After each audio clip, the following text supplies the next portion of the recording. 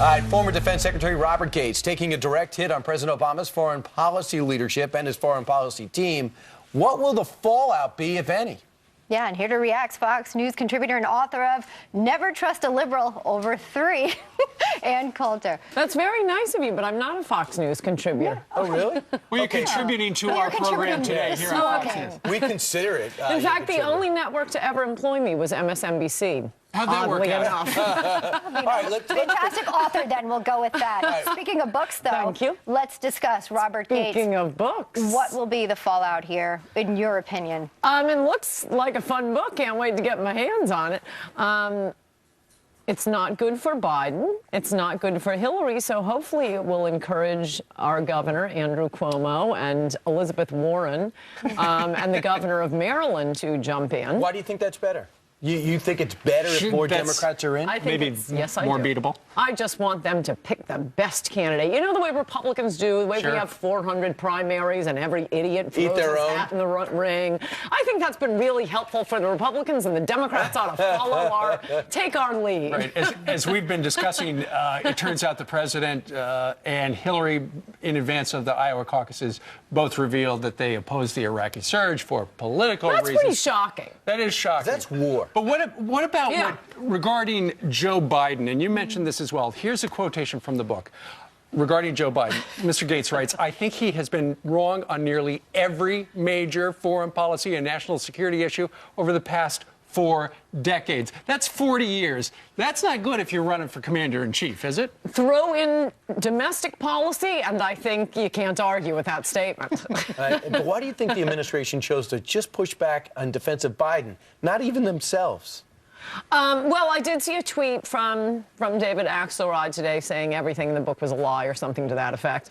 But it looks like Obama is favoring Biden over Hillary. I mean, I know the media keeps telling us that the whole country owes Hillary Clinton because the Democrats ran off with their trophy wife, Barack Obama, last time, and we owe her. We owe her. Trophy wife? I'm not Barack Obama. I'm not sure I mean, they did. They just ran off like it was a fling. She deserves it. I don't think the rest of the country feels that way to begin with, but I mean, she's not that likable a person, apparently, because you have the far left trying to, well, maybe Elizabeth Warren will run, and you have Obama, who apparently prefers his own vice president to his Secretary of State, which makes some sense.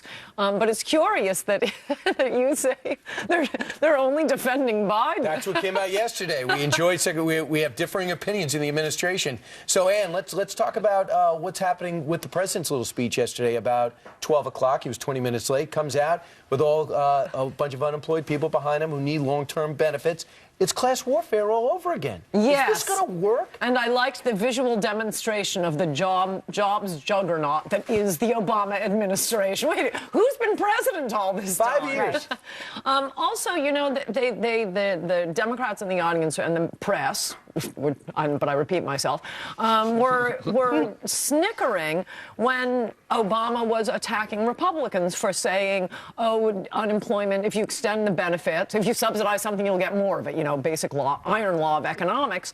But in point of fact, that's what their job numbers are, right? Because the reason they falsely claim unemployment has fallen from 10 to 7% is they're excluding all the people who are no longer looking for jobs.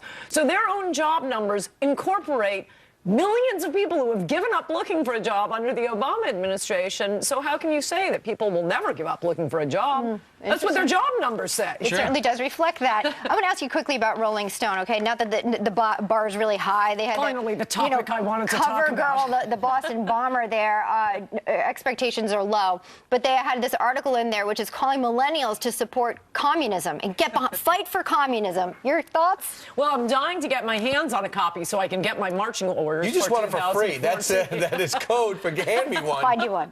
They are fulfilling the common description of Rolling Stone as a magazine written by people who can't write for people who can't read. But I especially like this coming from Jan Wenner, who's supposed to be worth, I mean, he's, according to you know, all these Forbes lists, he's supposed to be worth something like $700 million by putting out a piece of trash like Us magazine. He is the dirtiest, sleaziest capitalist. But no, we're getting, and why? It was written by an Occupy Wall Street guy, right? Probably didn't pay him. The working conditions at Rolling Stone are famously crappy. They underpay their employees. Here you have. How do you really feel about him? But he's going to push communism. Should we go out and get your book? Oh, you definitely should get my book. We will. When you go and get the Bill Gates book. Yeah. Not Bill Gates. Bob Gates. Bob Gates. Bob Gates. We will. We certainly buy a will. lot of books. Right. We'll buy the Bill Gates book, too. And this is certain to be a It's bestseller. nice to see you on this senior agent, by the way, too. Yeah, I know. All right. And Yeah. Coulter, go back some thank you years. very much. Used to see her on The View. This is the first time you've seen her It since is The on View. the curvy couch. All right.